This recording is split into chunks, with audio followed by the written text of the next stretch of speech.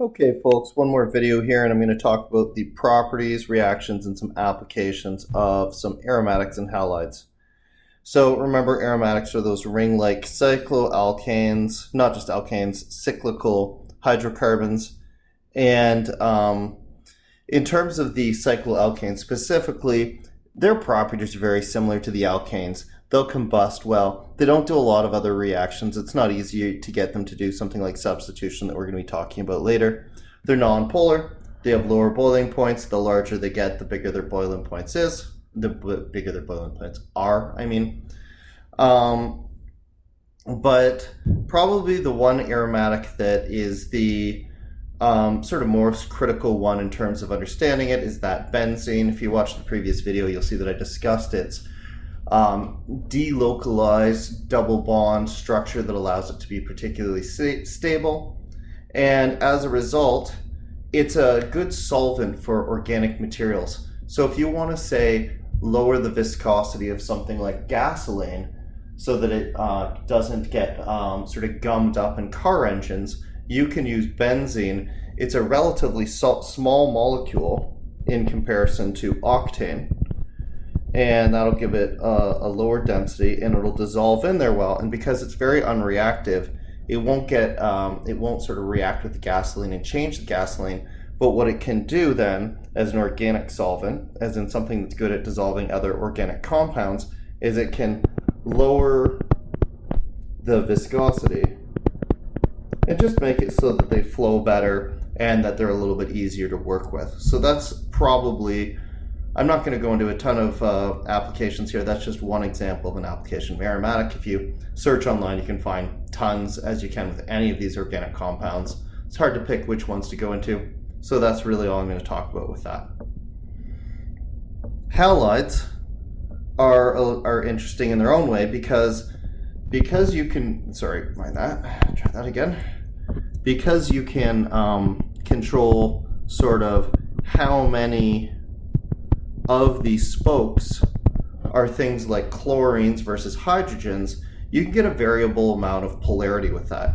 What that means is you get a pretty unreactive molecule that can have a boiling point that's really tailored to the application that you're looking for. That's useful in refrigeration.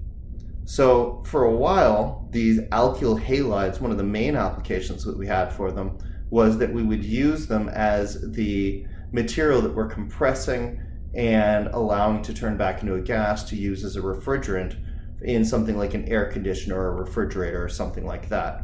So again, this is going to be partially negative, partially negative, partially negative, but we can imagine with three partially negatives in comparison to a partially positive, and they're all going in opposite directions, this has polarity, but it's relatively low polarity because there's a large amount of symmetry.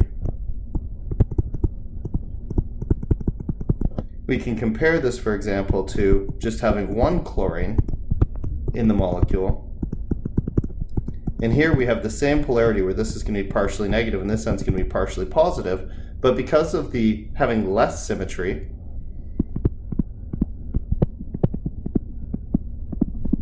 this is going to be more polar, and as a result have a higher boiling point. So that flexibility to go through and control how much symmetry you have, and as a result the actual boiling point, allows you to tailor these things to the boiling point that you want. To have something that's useful in refrigeration, you want it to change state pretty close to the temperature that you want to keep the stuff at. So again, I know I discussed this a long time ago, but if we imagine our fridge and we want it to be cold on the inside and we don't really care that it's hot on the outside, we can imagine having a compressor here.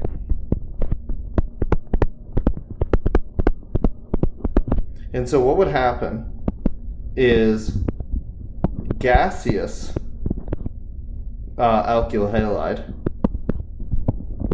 would flow into the compressor, and then it would get compressed, the pressure would go up, and it would turn into a liquid. This is an exothermic reaction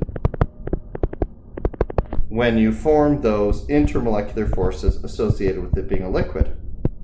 Then you could pump that liquid back into the refrigerated space where the pressure is low. So here the pressure is high and here it's low, and that alkyl halide can turn back into a gas. So here it's going gas to liquid in an exothermic reaction, releasing heat as those intermolecular forces are formed.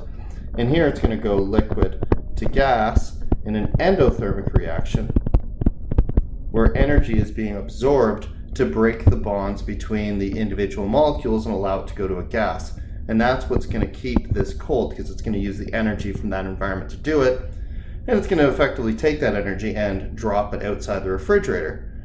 Again, how is this related to alkyl halides? Well, by controlling the amount of polarity, we can get a very specific boiling point that matches the rough temperature that we expect to see in the surrounding, so that that compressor only has to work it over a small pressure range to cause that gas to go back to a liquid. It doesn't have to compress something into a liquid that really, really doesn't want to be a liquid.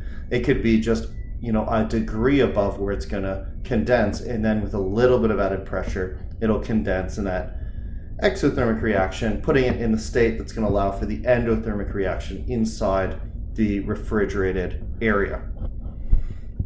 So that sounds great. That's a really nice use for these alkyl halides. But the problem was that they also turned out to be a good catalyst for turning ozone that would naturally exist in our upper atmosphere due to radiation from the sun back into regular oxygen. So you might be thinking, okay, well, ozone's getting turned back into oxygen. We like oxygen, so who cares? What's the problem? The problem is that this ozone is really good at absorbing radiation from the sun. This radiation, if it hits us, can be harmful to us, can burn our skin more rapidly if we're just outside on a sunny day, or it could cause a change in our DNA that could create cancer cells. And so when this was happening and the ozone was depleting, the risk of getting skin cancer from exposure to the sun was higher. So we can imagine, here's the Earth, and here's our atmosphere, and obviously the atmosphere is way smaller than that, but I'm just drawing it big so we can see what happened. And when O2 floats up and radiation from the sun hits it, there's some small chance due to this high energy that the O2 will change into O3. This O3 is really good at blocking these radiations and keeping them from getting to the Earth. But the problem is the O3 is willing to turn back into O2 at any point. So with these alkyl halides existing in the atmosphere, the rate that they turned back from ozone to O2 was much higher because it acted as a catalyst. What this means is that the ozone layer was being depleted. So while these things were really useful in terms of refrigeration, they actually kind of have been banned and not used anymore, because they would eventually get released into the atmosphere accidentally. And when they did that, they'd be causing this ozone depletion. And with ozone depletion, that means more of the radiation that naturally occurs from the sun is going to get to the Earth, where you might be out on a beach, like suntanning or something. And then if it hits you, it could burn you or cause cancer. Now we got a lot smarter and we started using sunscreens and various other things. But still, obviously, having an ozone layer to protect us and to protect the animals is really critical. So we found just other molecules that could be used as a refrigerant instead of these alkyl halides. Okay, so how do we get these things? If we have an alkene or an alkyne, we can make a halide by simply exposing it to the halogen that we want to join it. It could be Br2 or it could be like HBr. And that bromine will attack that double bond. And we can facilitate this with either UV light or a catalyst. But even without those two things, that bromine is going to be able to attack that double bond, break it up, and take those places. So that's one of the ways that we can make these. If we have alkenes, we can do it once. If we have alkynes, we can imagine something with like a triple bond, where we could, just one hydrogen, where we could add something like chlorine to it. And if we added enough chlorine to it, we could imagine that we could fill up, we could break up all of those double bonds and add chlorines to the molecule to get an alkyl halide. This reaction is called a halogenation, or it can also be called a substitution. Substitution, there we go. And that's because the halogen is, or sorry, not a substitution. Sorry, that's something else. That's what I'm going to talk about next. We'll just call it a halogenation. Anyway, that happens well with alkenes and alkynes. With alkanes, on the other hand, while you might look and say, isn't fluorine, for example, higher on the reactivity series, shouldn't it take the place of one of those hydrogen gases? Well, the truth is this substitution will not happen unless we add UV light. We need some high energy light to break that bond with the hydrogen so that the fluorine can take its place. If it doesn't exist, then this reaction will not happen. What the heck is going on there? There, H. So no UV light, no reaction. So there, we call that a substitution because the fluorine is taking the place of one of the hydrogens. Last but not least, this is just kind of an interesting thing. Markinov's rule says the rich get richer. What does that mean? Well, let's say we're reacting something like this.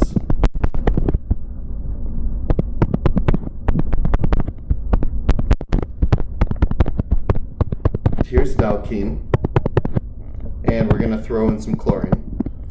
Actually, we're going to throw in some HCl.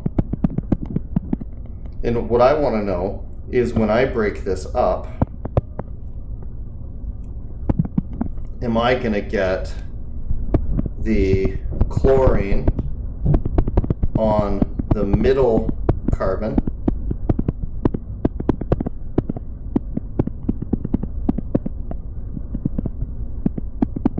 or a very similar molecule, am I going to get the chlorine, I'm in trouble with that, there we go, on the end carbon? And you might think, well, you're going to get some of both, and that's probably true, but Markinov's rule will tell us which one is the most likely to happen. So what does it say? It says the rich get richer. What that means is the carbon that already has the most hydrogen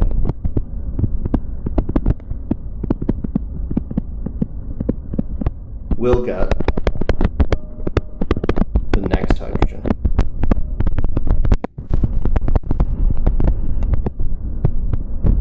So if we look at this molecule, we can see that this carbon has one hydrogen and this carbon has two hydrogens.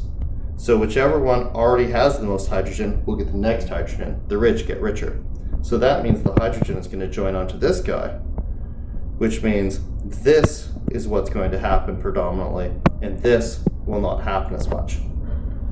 So there you go. That's a really quick application of both a halide and an aromatic, a couple of reactions that we can do to see how those things can be produced, obviously not the only ones, and how to figure out which atom is going to get the chlorine in a case where it makes a difference if it goes on one of the carbons or a different carbon in terms of what overall molecule you get.